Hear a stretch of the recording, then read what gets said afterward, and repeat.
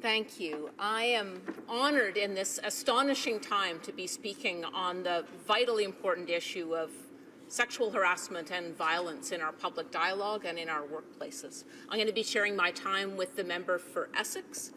I'm going to talk about the brave young women that are coming forward, the legacy of social justice, women's rights activists on whose shoulders we stand. I'm going to talk about my party, the NDP's support for Bill C-65. I'm going to affirm that no party is immune to the revelations and the bad behavior that's being reported. And I'm going to talk about the cost of shutting women out of politics. And I'll talk a bit about some of the changes to the bill that would help us make it an even better protection for workers. The stories that we are hearing, the imperative for us to take this action as parliamentarians is fueled by the terrible stories we're hearing. This was a quote from a former parliamentary staffer, Bezan Zubi. She said, being a parliamentary staffer on the Hill was, quote, a crash course in sexism and sexual harassment. Whoa. She said, if I'm being honest, I would warn young women to stay away, that Parliament Hill, in my experience, was a fundamentally unsafe place for young women. How can that be said about the Commons, the place for the people? Lauren Dobson Hughes said, quote, you take your cues from people around you who are in positions of power, and if they don't think that's weird, if they don't even give it a momentary, give them a second glance, then you think maybe the problem is me. Maybe that's just normal, end quote. And it's not normal. And so more than anything, I want to state the privilege for us to be in this House and be able to make permanent change at this historic time.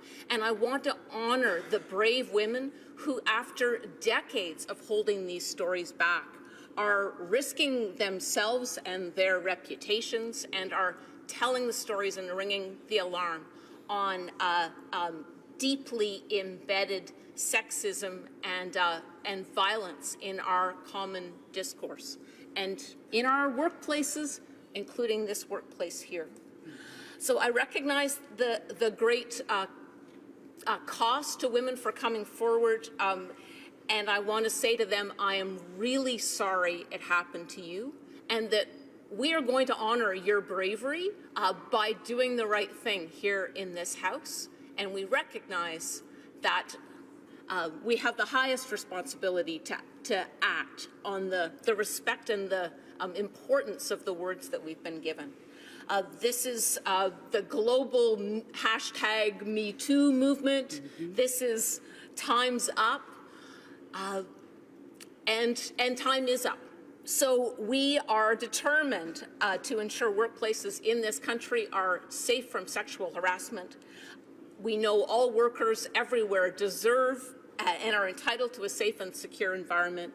And the work before us today is to make sure that there is zero tolerance for harassment and violence in our workplaces. And when it does happen, there must be a transparent process where the complainants are confident that they will be treated with respect and privacy, and those who are accused know that there is a process that will be adjudicated.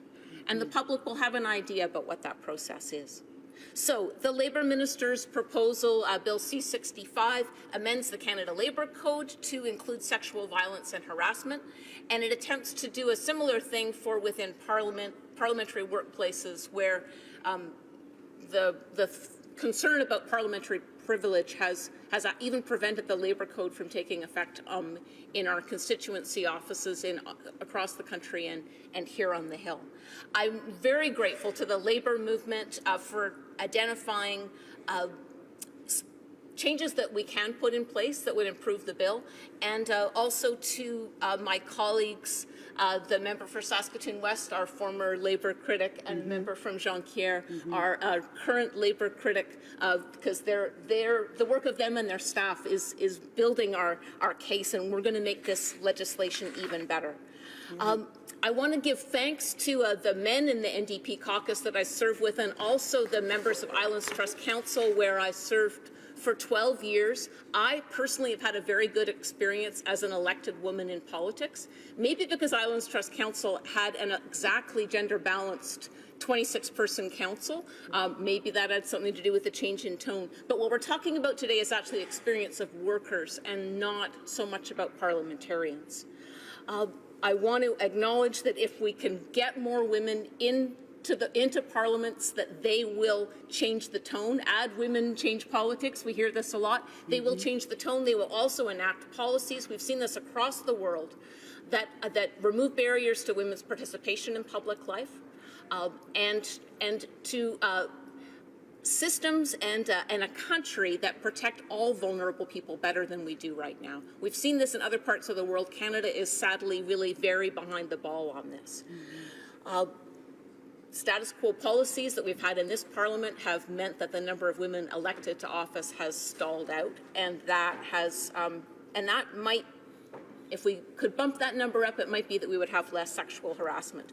We've heard specifically, maybe 9 months ago, the Daughters of the Vote was a beautiful initiative on International Women's Day, but one sister powerfully, zero tolerance for sexual harassment, and we can inspire ourselves from mechanisms that have been implemented. Left her implemented. seat empty to represent the cost of violence against women, that it keeps women out of public participation in public life. It prevents them from taking their seat. And so hands raised to that sister, both myself and the Member of Parliament from Hochelaga saluted her efforts on that day. And she is a reminder to me of we need all diversity of voices in this House to change the country, to bring proper representation, and that is the cost of keeping political staffers in an unsafe place and making women tell these stories that Parliament Hill is not safe for them.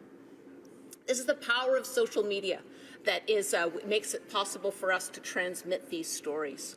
And it's bringing down some pretty amazing political leaders right now. Again, we are in quite a time. I want to also acknowledge my Aunt Kim, who I've talked about, Kim Malcolmson, I've talked about in this House before.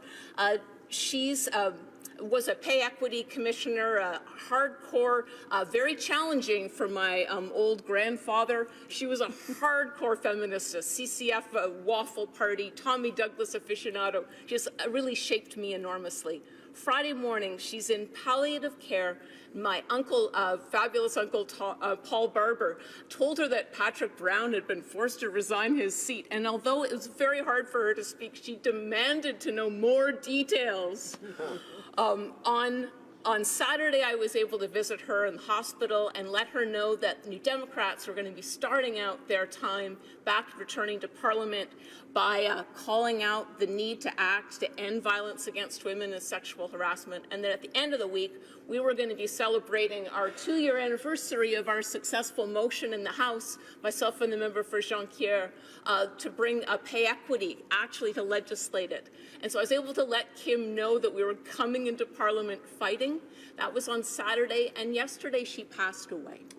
And so I like to think, because she's a woman that knows she's going to go to heaven, that she is looking down on this amazing time that we are living in, and that the work that has been built is carrying on, and that the young women leaders in this country, with their deep bravery and their astonishing ability to tell stories, are changing the way that we're going to go forward with this legislation. The labor movement is urging changes. We're going to be urging changes in committee, but we're so glad that with our new House leader for the NDP, we were able to accelerate passage of this bill. We will go immediately to be able to debate its details and get changes as fast as we can, so we can make politics a safe place for all members of our country. Thank you. Questions and comments? The honourable member for Sherwood Park, Fort Saskatchewan. Thank you, Madam Speaker. I thank my colleague for her excellent speech and certainly her important intervention in terms of this bill. And this is a bill that I think all parties in this House support. I wanted to just probe her thoughts a little bit on getting more women involved in politics. I think all of us agree that it's important to get more women elected in politics. And sometimes the mechanism for that involves party leaders wanting to intervene more in local nominations. But there's pushback in terms of questions of the independence of local nominations. So there's, I guess, a tension between different important values, getting more representation, but also the importance of the local process. So I'd just like to genuinely hear the members' thoughts on what the best mechanism for ensuring that outcome would be from her perspective. The honourable member for Nanaimo, Ladysmith.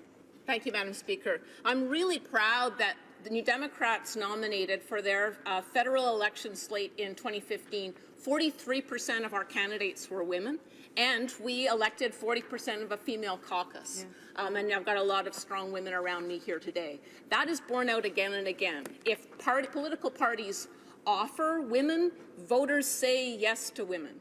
The Conservative Party, I believe, nominated 17% women, and you've got about 16 or 17% of your caucus is female. The Liberals, kind of 30%. My colleague, the Member of Parliament for Burnaby South, proposed a private member's bill that would have given incentives for political parties to nominate more gender-balanced slates. Unfortunately, a feminist Liberal government voted that down, which was very disappointing. So we are now looking to them to see what are they going to bring to this Parliament that might also give political parties incentives. But in the meantime, you could do what the NDP does, which is to say riding associations are not allowed to go to a nomination vote until they show they have exhausted all equity candidate nomination possibilities. And comments, questions et commentaires. L'honorable député de Longueuil-Saint. The honourable member for Longueuil-Saint-Hubert. Well, thank you, Madam Speaker, and I'd like to thank my colleague for her remarks, which were vibrant, authentic, and her comments about her aunt, the importance that she placed in this issue until her last breath is very moving. And I'd like to say that today we're all happy to see that most parties and most people